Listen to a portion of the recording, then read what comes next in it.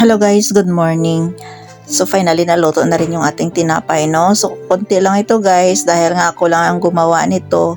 No, yung iba nga nasunog na eh. Tinanggal ko na lang yung sunog diyan kasi nga hindi ko nabantayan yung lakas ng aking oven. Dahan-dahan lang sana ito yung pagluto ng lunga cookies ay sana yung apoy nito dahan-dahan lang sana, pero ako hindi ko na kasi nabantayan masyado. Kaya nga minsan marami tayong trabaho at saka nagluto na rin ako dito ng yung yung Japanese pie nga. Gumawa rin ako ng Japanese pie para at star cookies para naman maiba-iba naman yung ating mga biscuits. Para kung walang laman yung stante na mga cupcakes, meron silang mabili na mga biscuits na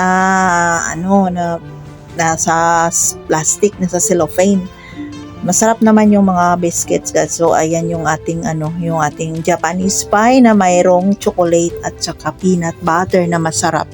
Masarap talaga yung Japanese pie ko guys, no. Recommend ko talaga yan dahil ako nga gumawa, no. Alam kung anong mga nilagay ko na ingredients. At saka itong aking cookies lunga, napakasarap din naman ito kasi nga mayroong siyang egg, special yan. At saka mayroon din akong crinkle.